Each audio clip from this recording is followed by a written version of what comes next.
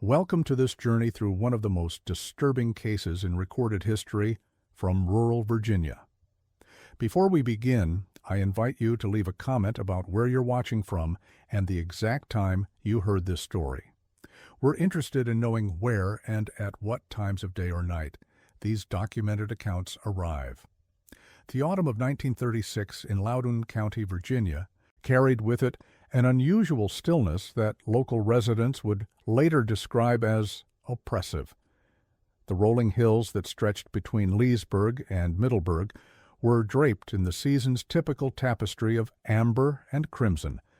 But for those who lived near the imposing structure known as Hollowridge House, the beauty of the landscape seemed somehow diminished by the shadow cast by the estate that dominated the valley's highest point. Hollowridge House had been constructed in 1889 by Aldrich Whitmore Hastings, heir to a vast fortune built on coal mining operations throughout Virginia and West Virginia. The mansion stood as a testament to the Gilded Age's excesses, featuring 47 rooms spread across 3 floors, with an additional basement level that extended far beyond the house's visible footprint. The architecture combined elements of Second Empire and Gothic Revival styles, creating an imposing structure that seemed to dwarf the surrounding countryside. Local newspapers of the period described it as a monument to American industrial prosperity, though residents of the area often used less charitable terms.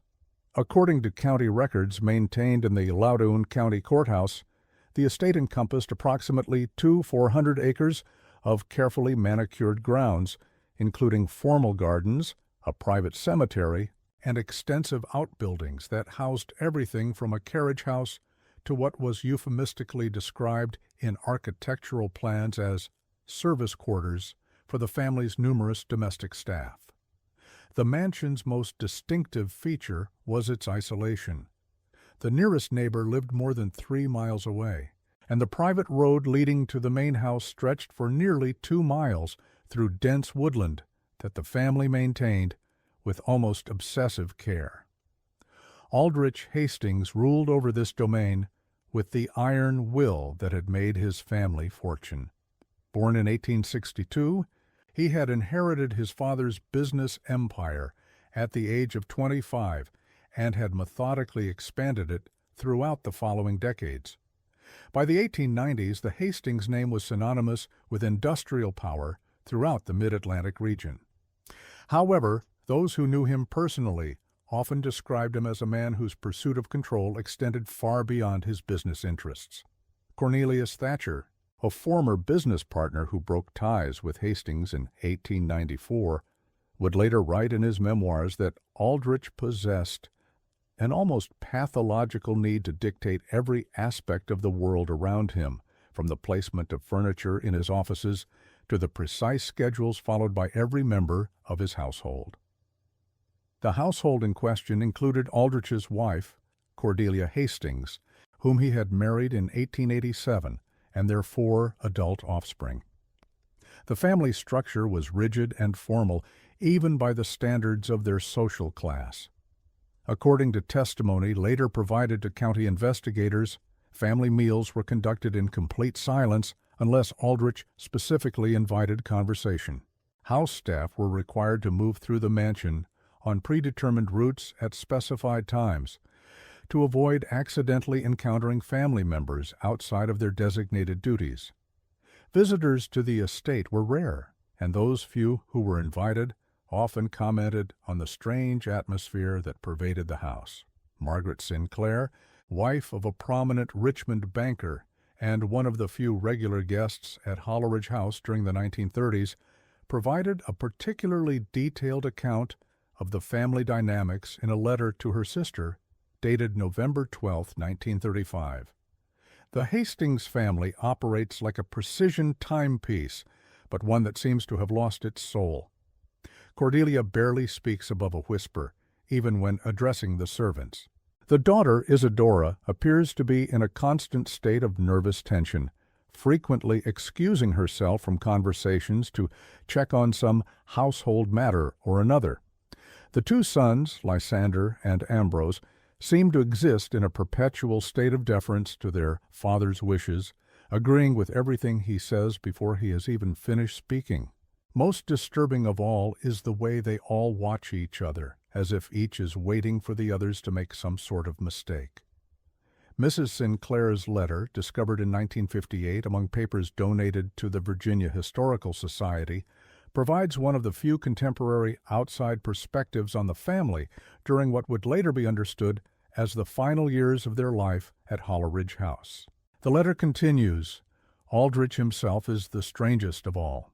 He speaks of his family as if they were particularly prized possessions, discussing their accomplishments and qualities in the same tone one might use to describe a thoroughbred horse or a piece of fine art.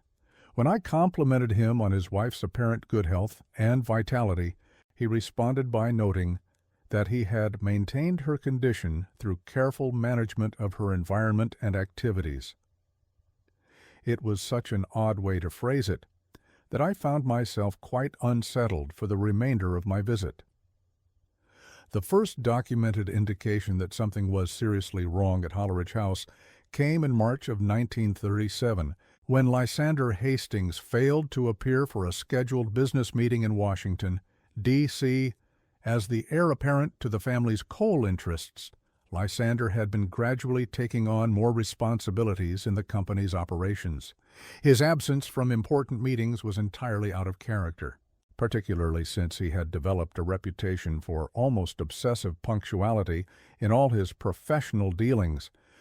When business associates attempted to contact the family, they discovered that the telephone lines to Hollowridge House had been disconnected. A telegraph sent to the estate received no response. Dr. Francis Whitman, the family's longtime physician, drove out to the house after receiving concerned inquiries from Lysander's business partners. What he found there would later form the basis of one of the most detailed contemporary accounts of conditions at the estate during this period. Dr. Whitman's report, filed with both the Loudoun County Sheriff's Office and the Virginia State Medical Board, describes arriving at Hollowridge House to find the exterior of the mansion in perfect condition, but with no signs of activity. When no one responded to his knocking at the main entrance, he walked around to the service entrance, where he encountered a member of the household staff, a young woman named Catherine Mills, who worked as a kitchen assistant. According to his report, Mills appeared extremely distressed and was initially reluctant to speak with him, constantly glancing back toward the house as if fearful of being observed. Mills eventually revealed that Lysander had not left his room in nearly 2 weeks. When pressed for details, she explained that family members often spent extended periods in isolation within the house, but that Lysander's current situation was unusual even by the family's standards. She described hearing what sounded like someone pacing back and forth in the room above the kitchen at all hours of the day and night, but noted that when she had knocked on the door to deliver meals, she received no response. The meals left outside the door, she said, were never touched. Dr. Whitman insisted on being taken to see Lysander immediately. Mills led him through a series of corridors to the second floor of the mansion, where she pointed out a heavy wooden door that she said led to Lysander's private chambers. The doctor knocked repeatedly, identifying himself and requesting permission to enter. When no response came, he tried the door handle and found it unlocked. What he discovered inside would haunt him for the remainder of his life. The room was in a state of complete disarray. Furniture had been overturned, books and papers were scattered across the floor, and the heavy curtains had been torn down from their rods. Lysander himself was found sitting in a corner of the room, still dressed in the same business attire he had worn to his last day at the office nearly 3 weeks earlier. His physical condition, as described in Dr. Whitman's report, suggested severe malnutrition and dehydration. More disturbing than his physical state, however, was his mental condition. When Dr. Whitman attempted to speak with him, Lysander responded only with what the doctor described as repetitive phrases that seemed to have been memorized rather than naturally expressed. When asked about his absence from work, Lysander replied, Father believes I need more time to fully understand my responsibilities. When questioned about his apparent lack of food or water, he responded, "Discipline requires sacrifice." Most unsettling to Dr. Whitman was Lysander's reaction when asked if he wished to leave the room or return to his business duties. According to the medical report, the young man became visibly agitated and began repeating, "I must earn the right to rejoin the family," in an increasingly distressed tone until Dr. Whitman ceased his questioning. Dr. Whitman attempted to locate other members of the household to gain a better understanding of the situation, but found that most of the staff had apparently been dismissed. Only Catherine Mills and an elderly groundskeeper named Samuel Pierce remained on the property. When Dr. Whitman asked to speak with Aldrich Hastings directly, Mills explained that the patriarch was in his study and had left specific instructions not to be disturbed under any circumstances. She appeared terrified at the suggestion that his wishes might be overruled, even for a medical emergency. The doctor's attempts to reach the study were met with what he described as an impenetrable silence from behind the study door. He could see light beneath the door and occasionally heard what sounded like papers being shuffled, but all attempts to communicate with the room's occupant went unanswered. Growing increasingly concerned about the welfare of the entire family, Dr. Whitman made the decision to contact local authorities. Sheriff Roland Hutchins arrived at Hollowridge House that same afternoon, accompanied by 2 deputies. Their initial investigation, as documented in county records, revealed what appeared to be a household in a state of barely controlled chaos. While the main floors of the mansion appeared to be perfectly maintained, closer inspection revealed numerous disturbing details. Food supplies in the kitchen were severely depleted, with clear evidence that meals had not been prepared for the full household in several weeks.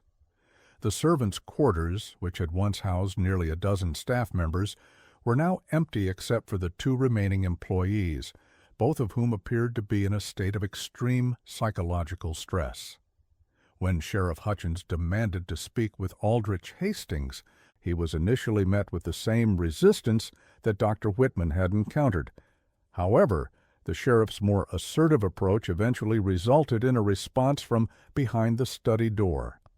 According to the police report, a voice that the sheriff assumed to be Aldrich's called out that the family was dealing with internal matters, and that law enforcement assistance was neither requested nor required.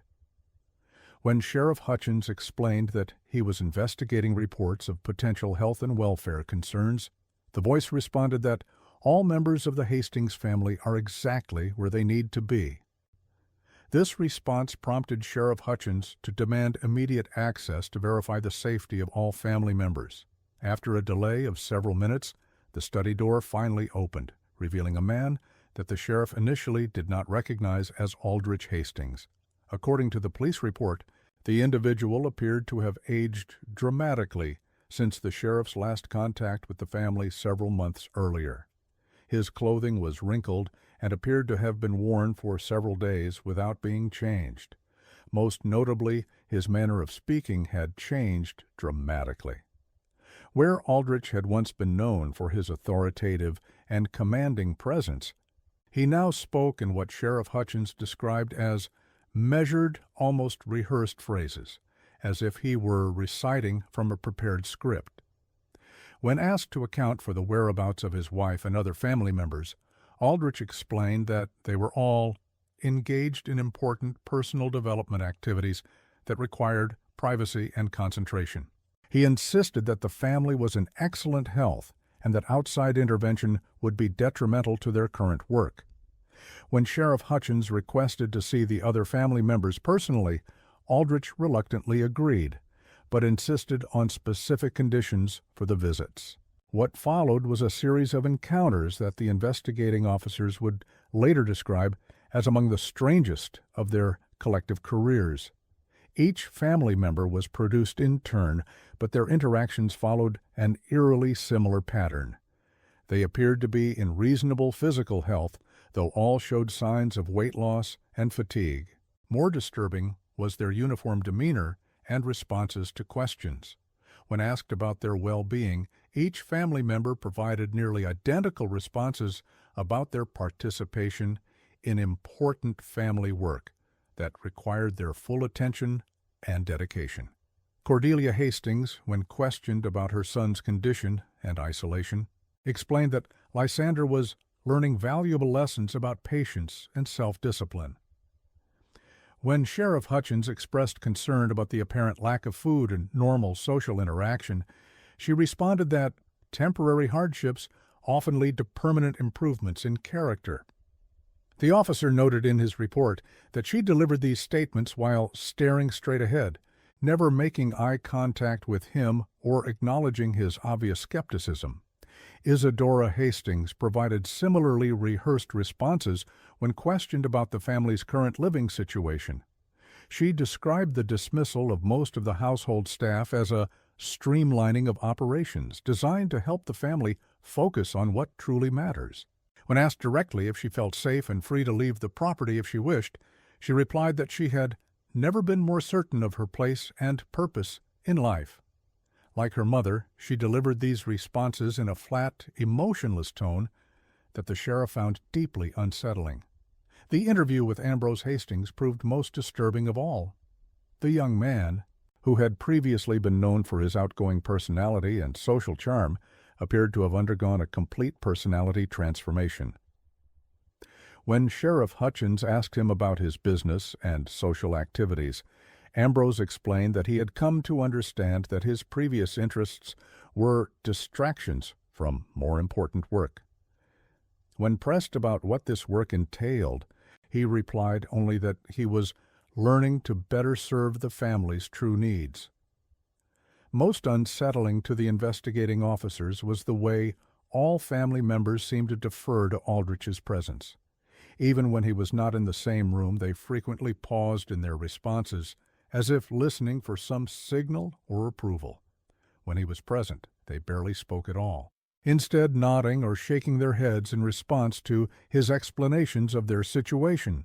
Sheriff Hutchins found himself in a difficult position. While the family's behavior was certainly unusual, he had no clear evidence of any criminal activity.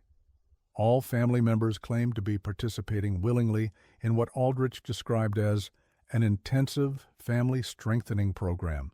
No one reported any physical violence or overt threats. The family was clearly under some form of psychological stress, but determining whether this constituted a crime was beyond the sheriff's expertise. After consulting with the county prosecutor, Sheriff Hutchins decided to request a formal psychological evaluation of the family. Dr. Margaret Forrester, one of the few qualified psychiatric professionals in the region, was contacted and agreed to visit Hollowridge House to assess the situation. Her evaluation, conducted over the course of several visits in April and May of 1937, would eventually become one of the most important documents in understanding what had taken place within the mansion. Dr. Forrester's initial assessment noted that while none of the family members exhibited signs of severe mental illness in the traditional sense, their behavior patterns suggested what she termed systematic psychological conditioning. In her preliminary report, she wrote, "The family members demonstrate responses that appear to have been carefully programmed through repetition and reinforcement. Their vocabulary and thought patterns show clear evidence of external influence, with original personality traits systematically suppressed in favor of approved responses and behaviors." More disturbing were Dr. Forrester's observations about the family's living conditions within the mansion. While the main reception areas remained perfectly maintained, the private family quarters showed evidence of what she described as deliberately imposed hardship. Family members were sleeping on bare mattresses without proper bedding. Meals consisted of minimal portions of simple foods. Personal possessions had been removed from their rooms, leaving only basic furniture and clothing. When Dr. Forrester asked about these conditions, family members explained that they were part of a program designed to help them appreciate the truly important things in life. Dr. Forrester's attempts to interview family members individually proved largely unsuccessful. Even when alone with her, they continued to provide the same rehearsed responses about their voluntary participation in family improvement activities. However, she did note subtle signs of distress that contradicted their verbal claims. Cordelia Hastings exhibited nervous tics and repeatedly touched a small bruise on her wrist that she claimed came from clumsiness during household work. Isadora frequently started to say something, then stopped mid-sentence as if remembering she was not supposed to speak freely. Most significant was Dr. Forrester's observation of the family's interactions with Hollowridge himself. She noted that his own behavior had changed dramatically from previous encounters. Where he had once been domineering and controlling in an overtly aggressive manner, he now exercised control through what she described as calculated psychological pressure. He never raised his voice or made overt threats, but family members' behavior indicated they were operating under some form of intense psychological coercion. In her final report, dated June 15, 1937, Dr. Forrester concluded, "The Hastings family appears to be suffering from what can only be described as systematic psychological manipulation, possibly constituting a form of mental conditioning. While the methods being employed are subtle and leave no physical evidence, the effect on the family members is profound and appears to be progressive. I strongly recommend immediate intervention to remove family members from the influence of what appears to be a carefully orchestrated program of mental conditioning." However, Dr. Forrester's recommendations were never implemented. Before her report could be formally presented to county authorities, she received a visit from Hollowridge Hastings at her office in Leesburg. According to her personal notes, discovered years later among her papers, Hollowridge calmly explained that the family had decided to discontinue the psychological evaluation. He thanked her for her professional service and presented her with a substantial check for her time, along with what he described as a token of the family's appreciation for her discretion in this private matter. Tomorrow, Dr. Forrester noted that while Hollowridge's manner remained polite throughout their conversation, there was something in his demeanor that made her deeply uncomfortable. She wrote, "Mr. Hastings spoke of his family's privacy with an intensity that went far beyond normal concern. He made several references to the importance of keeping family matters within the family, and mentioned that outside interference had proven harmful in the past. While he made no direct threats, I found myself agreeing to his request to discontinue my involvement, despite my professional concerns about the family's welfare." In the weeks following Dr. Forrester's withdrawal from the case, reports of activity at Hollowridge House became increasingly rare. The two remaining staff members, Catherine Mills and Samuel Pierce, were apparently dismissed sometime in July 1937. Local merchants noted that orders for supplies to the estate, which had already been reduced, ceased entirely. The groundskeeper was seen making what appeared to be final preparations to the estate's gardens before departing the property permanently. On August 3, 1937, the last documented sighting of any member of the Hastings family occurred when a traveling salesman reported seeing a figure in dark clothing standing at one of the mansion's upper windows. The salesman, Joseph Crowley, later told authorities that something about the figure disturbed him enough that he decided not to approach the house, despite having planned to stop there as part of his regular route through the county. What happened to the Hastings family after this point remains one of Virginia's most enduring mysteries. No missing person reports were ever filed, largely because the family had no close social connections who would have noticed their absence. Their business interests were managed through a complex network of trusts and intermediaries that continued to function normally for several months after the family's disappearance from public view. The first official indication that something was seriously wrong came in November 1937, when property taxes for Hollowridge House went unpaid for the first time in the estate's history. County officials attempted to contact the family through their known business representatives, but discovered that those intermediaries had been receiving no communication from the family since late summer. When a county clerk traveled to the estate to investigate the tax situation, he found the mansion apparently empty and secured. Sheriff Hutchins, who had maintained periodic contact with the family following the earlier investigation, decided to conduct a formal welfare check in December 1937. What he and his deputies found at Hollowridge House would eventually lead to one of the largest missing persons investigations in Virginia history. The mansion appeared to have been abandoned suddenly. Personal belongings remained in the family's rooms, meals were still set on the dining room table, and clocks throughout the house had stopped at various times, suggesting the family had simply vanished without any preparation for departure. Most disturbing was the condition of Aldrich Hastings's study. The room showed clear signs of recent occupation, with papers scattered across the desk and what appeared to be the remnants of burned documents in the fireplace. On the desk, investigators found a leather-bound journal that contained what appeared to be detailed notes about psychological conditioning techniques, including specific methods for breaking down individual resistance to authority and creating psychological dependence. The journal, which became a key piece of evidence in the subsequent investigation, contained entries dating back to 1934. Early entries described Aldrich's growing interest in what he termed optimal family management, TONT.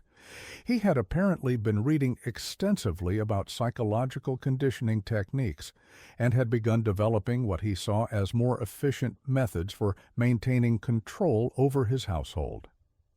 The entries revealed a methodical approach to gradually isolating his family members from outside influences and creating psychological dependence on his approval and direction. One particularly disturbing entry, dated March 15, 1936, read, "Traditional methods of maintaining family discipline rely too heavily on external enforcement. True control comes from creating internal dependence. Family members must be guided to understand that their individual happiness and security are entirely dependent on their willingness to accept guidance and direction. This creates a more stable and sustainable system than simple authoritarian control." Later entries detailed specific techniques that Aldrich had begun implementing. These included carefully controlled food allocation, social isolation, sleep deprivation, and what he described as structured uncertainty, in which family members were never certain what behavior would result in approval or displeasure.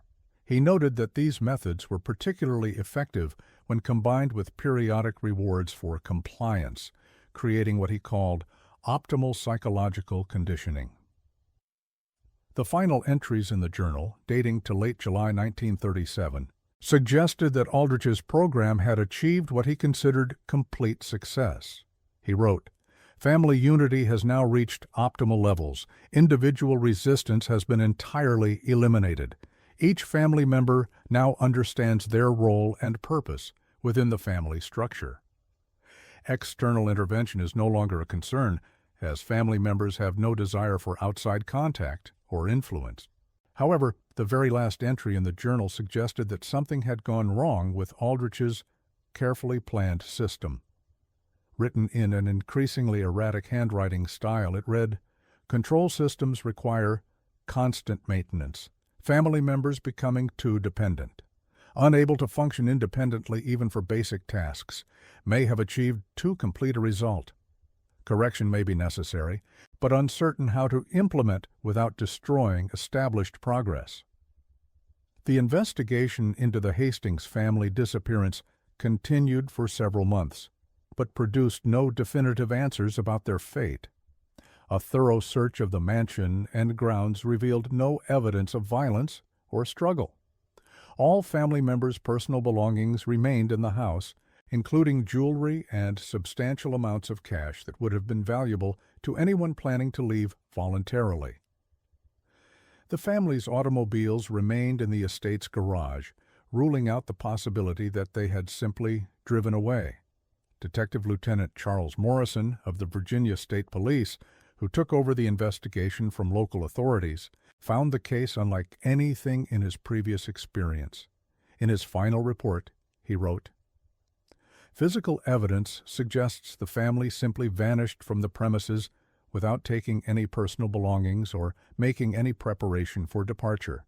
Psychological evidence suggests they had been systematically conditioned to be completely dependent on the primary suspect, who also appears to have disappeared. The condition of the family members during the last documented contact suggests they may not have been capable of independent action even if they had desired to leave." One of the most puzzling aspects of the case was the condition of the mansion's basement level. During the investigation, authorities discovered that the basement had been extensively modified from its original design. What had once been simple storage and utility areas had been divided into a series of smaller rooms, each with heavy wooden doors and sophisticated locking mechanisms. The purpose of these modifications was never clearly established, as the rooms were found empty except for basic furniture. More disturbing was the discovery of what appeared to be an observation system built into the mansion's walls. Investigators found a series of concealed passages that allowed for movement between floors without using the main stairways, and several hidden viewing ports that provided sight lines into the family's private rooms. These modifications suggested a level of surveillance and control that went far beyond what had been apparent during the earlier investigations. Catherine Mills, the former kitchen assistant, was located and interviewed extensively about her time at Hollowridge House. Her testimony provided the most detailed account of the family's final months. According to Mills, the psychological conditioning program had become increasingly severe throughout 1937. Family members rarely spoke to each other without explicit permission from Hollowridge, and their daily activities were scheduled and monitored with minute precision. Mills described discovering Cordelia Hastings in the kitchen early one morning, attempting to prepare her own meal. When Mills offered to help, Cordelia had become extremely agitated, explaining that she was supposed to wait for permission before eating. When Mills suggested that surely she didn't need permission for something as basic as food, Cordelia replied that she had forgotten how to want things without guidance. Mills said that Cordelia then began crying, but stopped herself after a few moments, saying that emotional displays were not permitted without justification. The psychological state of the family during their final months was further illuminated by Samuel Pierce, the former groundskeeper. Pierce reported that family members had begun exhibiting what he described as unnatural behaviors. They moved through the house in predetermined patterns, spoke only when spoken to, and seemed to require explicit permission for even basic activities like sitting down or looking out windows. Most disturbing, Pierce said, was their apparent inability to make simple decisions without guidance from Hollowridge. Pierce's most significant testimony concerned the final weeks before the family's disappearance. He reported that Hollowridge himself had begun showing signs of psychological deterioration. The carefully controlled demeanor that he had maintained throughout the conditioning process appeared to be breaking down. Pierce witnessed several instances where Hollowridge seemed confused about basic aspects of daily life, as if his own psychological conditioning methods had somehow affected him as well. In one particularly revealing incident, Pierce found Hollowridge standing in the mansion's main hallway in the middle of the night, apparently lost despite being in his own home. When Pierce offered assistance, Hollowridge replied that he was waiting for instructions, but could not remember from whom. When Pierce suggested that he was the head of the household and could make his own decisions, Hollowridge became agitated and insisted that someone should be providing guidance, but was unable to specify who that might be. The investigation into the Hastings family disappearance was officially suspended in June 1938, though it was never formally closed. Detective Morrison's final assessment concluded that the family had likely died as a result of their psychological conditioning. possibly through suicide or complete psychological breakdown that left them unable to care for themselves. However, the absence of any physical evidence made it impossible to determine their exact fate. Hollowridge House remained empty for several years following the investigation. The property eventually reverted to the county for unpaid taxes, and various attempts were made to sell it to recover public funds. However, potential buyers were consistently discouraged by the property's history and the strange atmosphere that seemed to pervade the mansion. Several individuals who toured the house reported feeling uncomfortable or unsettled, though none could articulate specific reasons for their reactions. In 1943, the mansion was briefly occupied by a family named Marchetti, who had purchased it at a significant discount from the county. However, they remained in the house for only 6 months before abandoning it once again. Mrs. Angela Marchetti later told investigators that her family had experienced constant feelings of being watched while living in the mansion. She reported that she and her husband frequently argued about trivial matters while living in the house, something that had never been characteristic of their relationship previously. Most disturbing, Mrs. Marchetti said, was her gradual realization that her family's behavior was beginning to change in subtle ways that reminded her of the descriptions she had heard about the original Hastings family. Following the Marchetti family's departure, Hollowridge House remained empty for nearly 2 decades. Local authorities periodically inspected the property, primarily to ensure that it wasn't being used by transients or vandals. These inspections revealed that despite its abandonment, the mansion remained in remarkably good condition. There was minimal weather damage or deterioration, almost as if the house itself resisted the natural processes of decay and neglect. In 1962, Dr. Harrison Blackwell, a psychiatrist from Johns Hopkins University who had become interested in the case through his research into psychological conditioning, obtained permission to conduct a detailed study of the mansion and its history. Dr. Blackwell's investigation represented the most comprehensive analysis of the Hastings case since the original disappearance, and his findings would eventually contribute to significant changes in how psychological manipulation cases were understood and handled by authorities. Dr. Blackwell's research included extensive interviews with surviving witnesses, analysis of the journal and other documents found in the mansion, and a detailed psychological profile of Aldrich Hastings based on all available evidence. His conclusions, published in a limited academic report in 1964, suggested that the Hastings case represented one of the most systematic examples of psychological manipulation and conditioning ever documented in a domestic setting. According to Dr. Blackwell's analysis, Aldrich had essentially created a controlled environment in which his family members were systematically stripped of their individual identities and autonomous decision-making abilities. The process had been so gradual and carefully implemented that the family members themselves may not have been fully aware of what was happening to them until it was too late to resist. Dr. Blackwell compared the techniques used to those employed in known cases of cult indoctrination, but noted that the isolation of the family setting had made the conditioning even more complete and irreversible. Perhaps most disturbing was Dr. Blackwell's conclusion that Aldrich had ultimately become a victim of his own system. The psychiatrist's analysis suggested that the intense psychological control required to maintain the conditioning program had eventually overwhelmed Aldrich's own mental stability. By the final months, Dr. Blackwell theorized, Aldrich may have been as psychologically damaged as the family members he had been controlling, creating a situation where no one in the household was capable of making rational decisions about their welfare.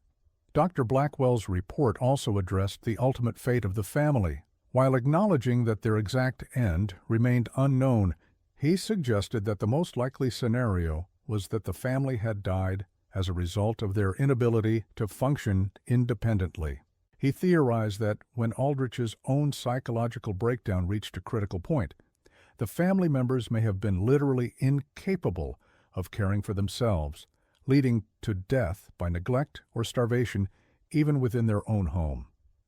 The basement rooms with their modified layouts, Dr. Blackwell suggested, may have served as isolation chambers where family members were confined as part of their conditioning.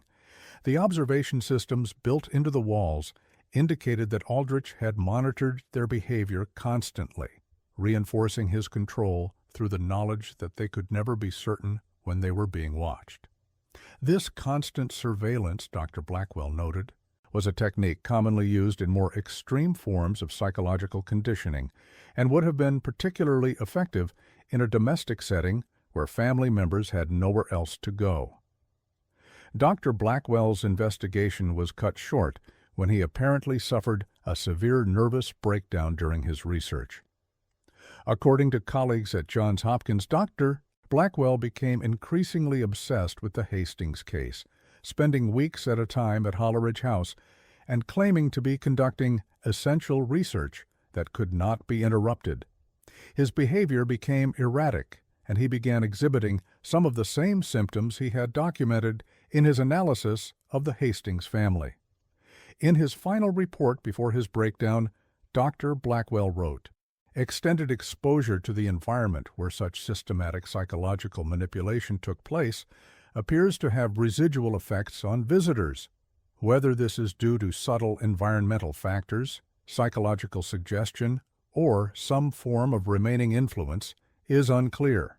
However, I strongly recommend that further research at the site be conducted only with appropriate psychological support and monitoring." Following Dr. Blackwell's departure from the project, Hollowridge House was once again left abandoned. County officials, influenced by the growing number of disturbing reports associated with the property, made the decision to demolish the mansion in 1967. However, even the demolition process proved problematic. Several of the workers assigned to the project quit after reporting feelings of unease and discomfort while working at the site. The demolition supervisor noted that workers frequently complained of feeling watched, even when they were clearly alone on the property. During the demolition, workers made several discoveries that added new elements of mystery to the Hastings case. In the basement level, they found a series of hidden chambers that had not been documented in the original architectural plans. These chambers contained what appeared to be personal belongings of the missing family members, carefully arranged and preserved as if they were exhibits in a museum. Each chamber was dedicated to a specific family member and contained clothing, photographs, personal writings, and other intimate items. Most disturbing was the chamber dedicated to Hollowridge himself. In addition to personal belongings, this chamber contained extensive notes and diagrams related to psychological conditioning techniques, along with what appeared to be detailed behavioral observations of each family member. The notes documented the progression of the conditioning program with scientific precision, tracking each family member's psychological deterioration and noting which techniques proved most effective in breaking down their resistance. Among these documents was a final letter, written in Hollowridge's handwriting, but demonstrating the same psychological deterioration evident in his final journal entries. The letter, apparently intended for unknown recipients, read, "The experiment has progressed beyond anticipated parameters. Control mechanisms have achieved complete success, but subject dependence has become total.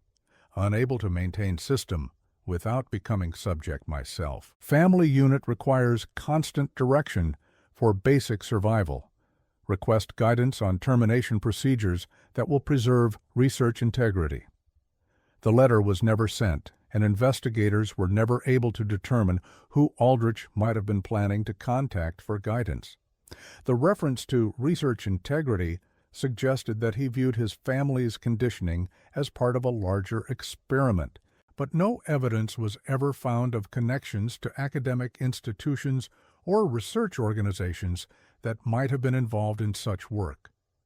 The demolition was completed in late 1967, but the site continued to generate disturbing reports. Property developers who considered building on the cleared land frequently reported problems with surveying equipment and construction machinery. Several potential development projects were abandoned after workers refused to continue working at the site. Local residents began reporting that the cleared area seemed to have an unusual effect on plant and animal life, with vegetation growing in unnatural patterns and wildlife avoiding the region entirely. In 1969, the final official investigation into the Hastings case was conducted by the Virginia State Police Cold Case Division. Detective Sergeant Patricia Coleman, who led this investigation, focused on attempting to locate any physical evidence of the family's ultimate fate. Using more advanced investigative techniques than had been available in the 1930s, Coleman's team conducted extensive searches of the former mansion site and surrounding grounds. The investigation discovered several areas where the soil composition suggested possible burial sites. However, careful excavation of these areas revealed only personal belongings that had apparently been buried deliberately. These items included family photographs, jewelry, and clothing that had belonged to each family member. Most significantly, investigators found what appeared to be a family Bible that contained handwritten notes in the margins. These notes, written in different handwriting styles that matched each family member, documented what appeared to be their final thoughts and feelings. Cordelia Hastings had written, "I understand now that I never knew who I was before this. The person I thought I was just confusion and selfishness. True peace comes from accepting guidance in all things." Isadora had written, "Independence is an illusion that causes suffering. True happiness comes from serving the family purpose." Similar notes from Lysander and Ambrose expressed parallel sentiments about the value of surrendering individual will to family authority. Most disturbing were the notes apparently written by Aldrich himself. Unlike the confident tone of his journal entries, these marginal notes suggested confusion and fear. "The system requires more than I anticipated. Cannot maintain control without losing self. Family unity achieved, but at what cost? Who will guide the guide?" The final note, written in increasingly erratic handwriting, simply read, "We are all lost now." Detective Coleman's final report concluded that the Hastings family had likely died together at Hollowridge House, possibly through deliberate action when their psychological conditioning reached a point where continued existence became impossible. However, the absence of physical remains meant that the case officially remained unsolved. Coleman recommended that the case be permanently archived, noting that further investigation was unlikely to produce additional evidence and might be harmful to investigators. The Hastings case file was sealed and transferred to the Virginia State Archives in 1970. Access to the documents was restricted for 30 years, ostensibly to protect the privacy of any surviving family members, though no such relatives were ever identified. When the files were finally made available to researchers in 2000, they attracted the attention of psychologists, criminologists, and historians interested in cases of extreme psychological manipulation. However, several researchers who attempted to study the case extensively reported experiencing psychological difficulties similar to those documented in earlier investigations. Dr. Stephen Martinez, a criminologist from George Washington University who spent several months researching the case in 2003, eventually discontinued his work after colleagues noted alarming changes in his behavior and personality. Dr. Martinez reportedly became obsessed with theories about psychological control and began expressing paranoid beliefs about being monitored and manipulated by unknown entities. The site of the former Hollowridge House remained undeveloped until 2005, when it was finally purchased by a residential developer who planned to build a subdivision on the property. However, the development project was abandoned after several workers reported serious safety concerns. Construction equipment frequently malfunctioned, Workers reported feeling disoriented and confused while on the site, and several individuals required medical attention for symptoms that doctors could not adequately explain. Local emergency responders noted an unusual number of calls related to the former Hastings property during the brief construction period. These calls typically involved workers who became lost or confused despite being on familiar terrain in broad daylight. In one particularly disturbing incident, a surveyor was found wandering several miles from the construction site, claiming that he had been following directions given to him by someone he could not identify. Medical examination revealed no evidence of substance use or neurological problems that might explain his disorientation. Following the failed development attempt, the property was donated to the Virginia Park System with the stipulation that it remain undeveloped wilderness. Park officials have maintained minimal trails through the area, but visitor access is limited due to the challenging terrain and what park literature diplomatically describes as unique environmental conditions that may cause discomfort for some visitors. Park rangers assigned to patrol the former Hastings property have reported a high rate of transfer requests compared to other park assignments. The official explanation cites the remote location and limited recreational opportunities, but internal Park Service documents reveal more concerning reasons. Rangers frequently report feelings of unease while patrolling the area, equipment failures that occur only within the former estate boundaries, and wildlife behavior that experienced rangers describe as unusual and disturbing. Most troubling are the occasional reports from visitors who claim to have encountered other people in the supposedly empty wilderness area. These reports typically describe seeing well-dressed individuals walking through the woods in formal clothing that would be entirely inappropriate for hiking. When park rangers investigate these reports, they invariably find no evidence of any human presence in the area. However, the consistency of these accounts from unrelated visitors has led to unofficial Park Service protocols advising against solo patrols of the former Hastings property. The psychological impact of the Hastings case has extended far beyond those directly involved in investigating it. The case has become a subject of study in psychology and criminology courses, where it is used to illustrate the extreme potential of psychological manipulation and the dangers of unchecked authority within isolated social groups. However, several academic institutions have reported that students and faculty who study the case in detail sometimes experience psychological difficulties that mirror those documented in the original investigations. Dr. Rebecca Thompson, who included the Hastings case in her doctoral dissertation on family systems and psychological control, reported experiencing what she described as persistent feelings of being observed and judged during her research.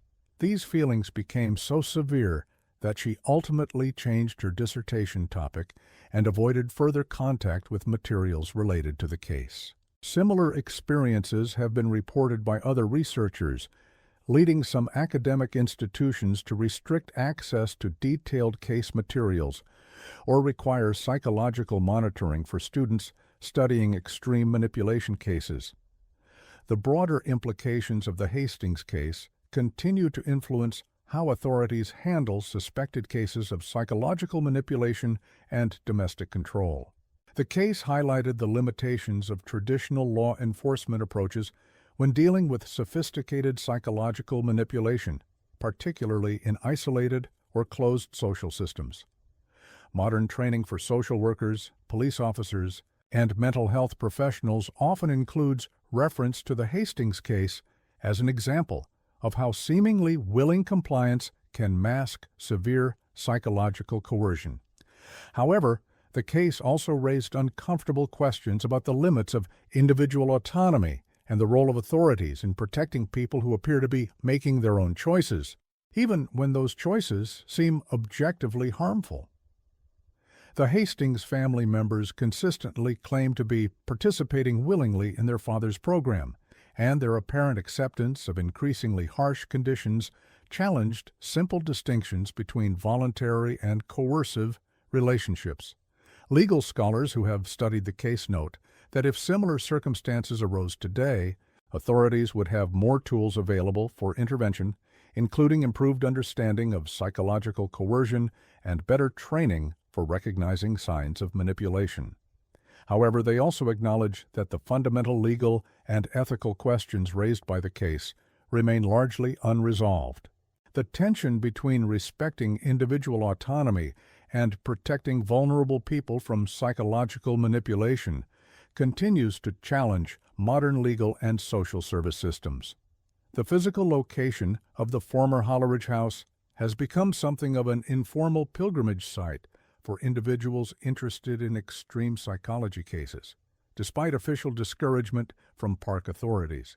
These visitors typically report experiencing what they describe as an unusual atmosphere that seems to persist despite the complete removal of all structures from the property. Many describe feeling watched or evaluated, even when alone in the wilderness area. Some visitors have reported finding what appear to be personal belongings buried in the soil, despite repeated official searches of the area.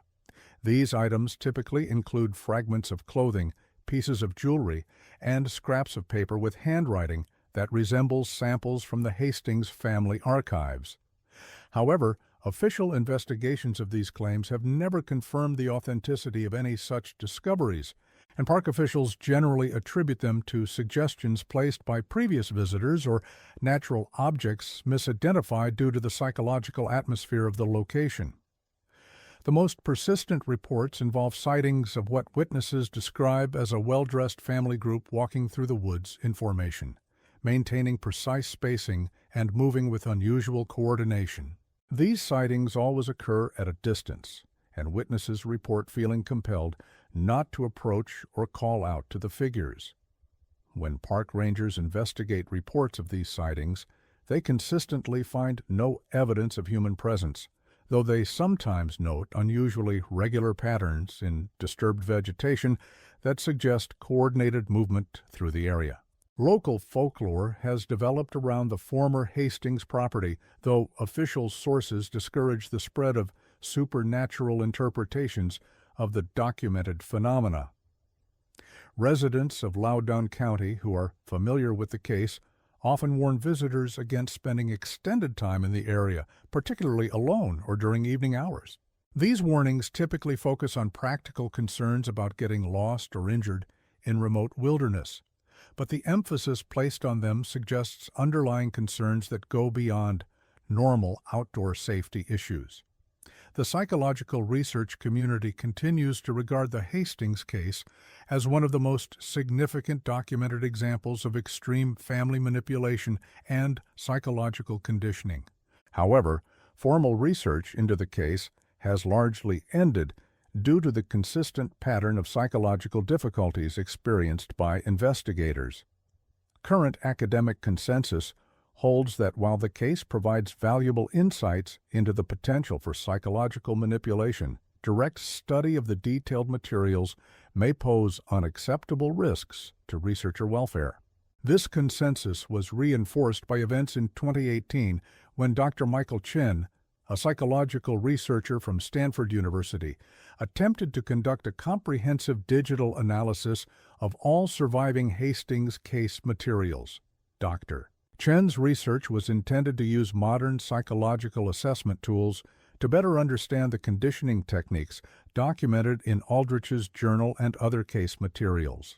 However, the project was terminated after Dr.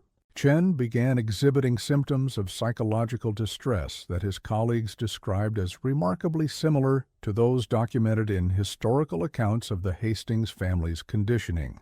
Dr. Chen's experience was particularly concerning because his research had been conducted entirely through digital analysis of archived documents, without any physical contact with the former Hollowridge house site.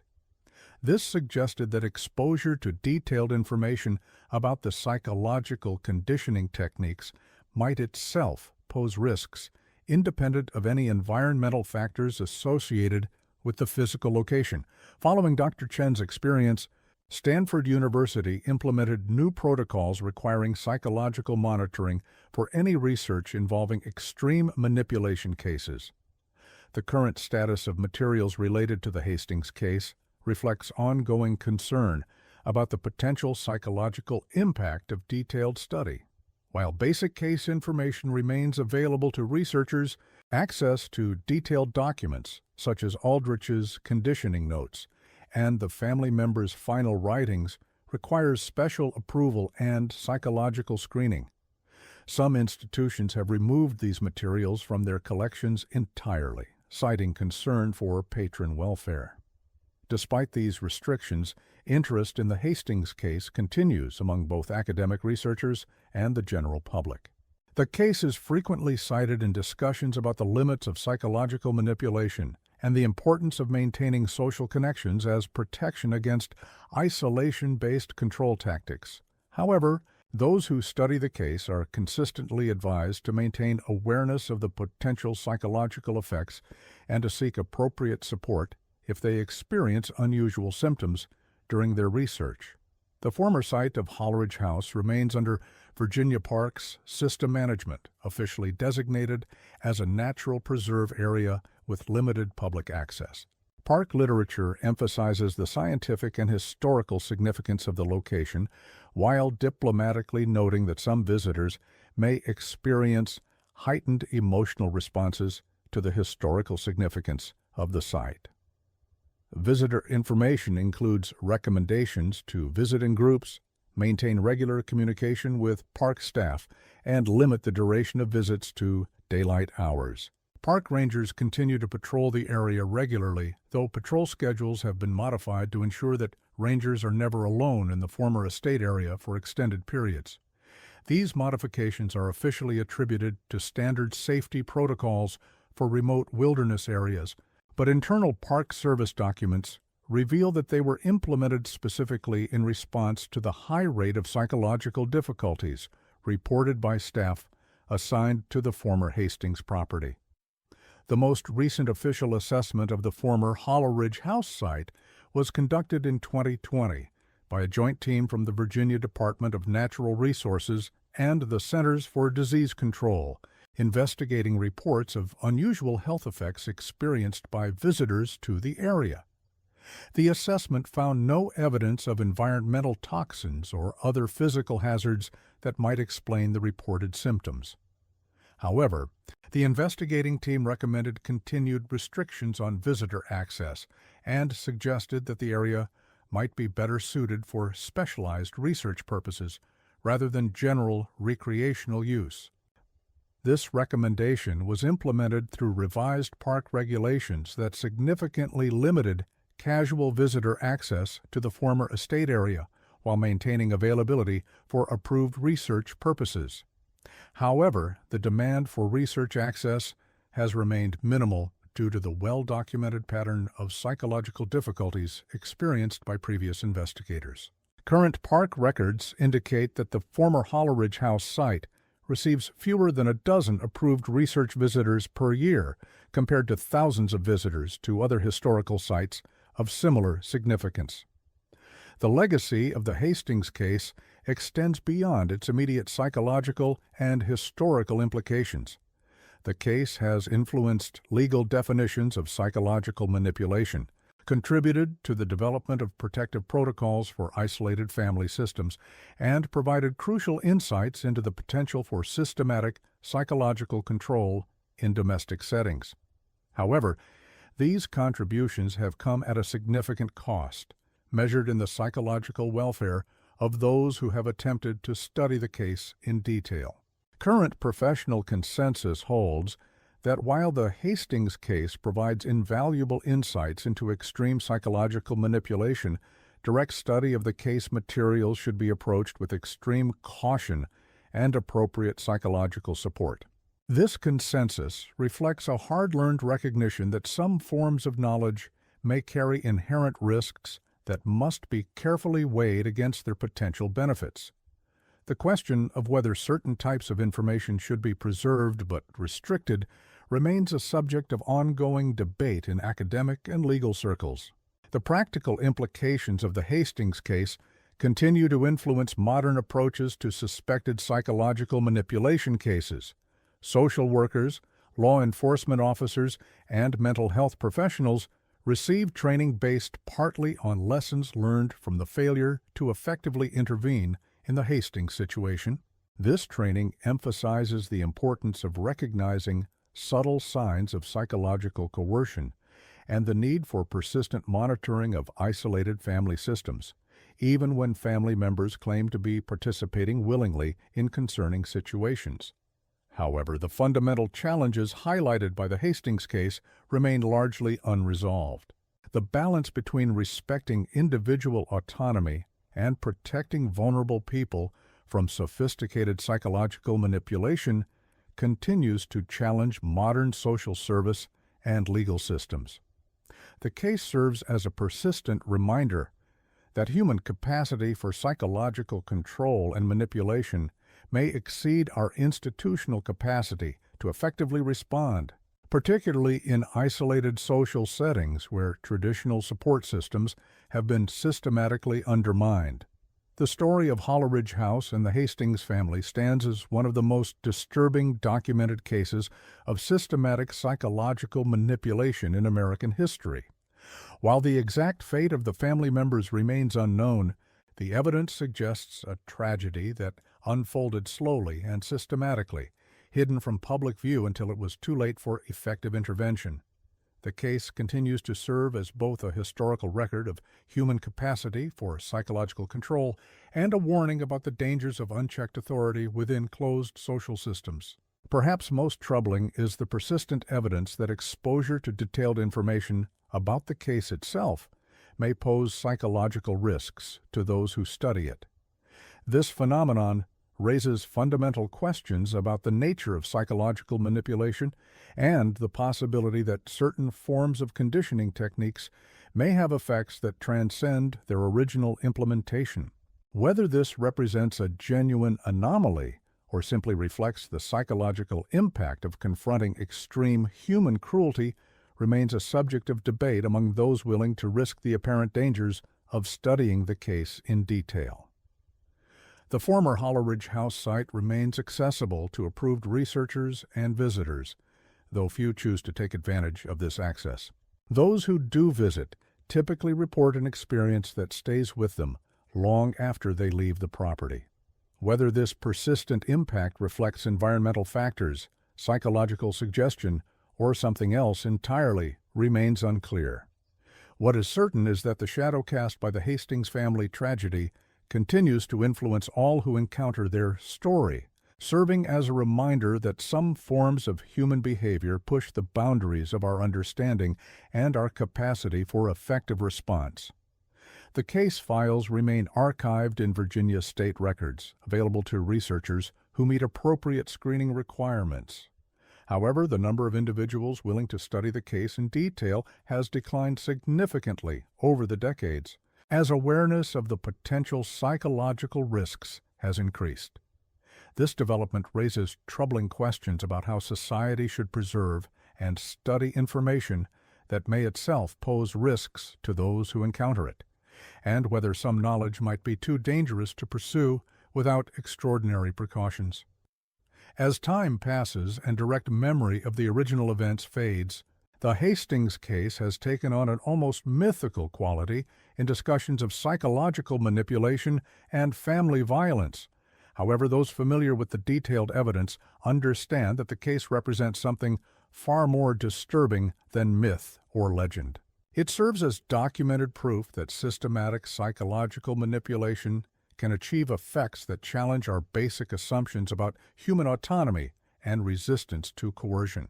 The ultimate lesson of the Hastings case may be that human psychology contains vulnerabilities that can be exploited with devastating effectiveness by those willing to pursue such exploitation systematically and without moral constraint.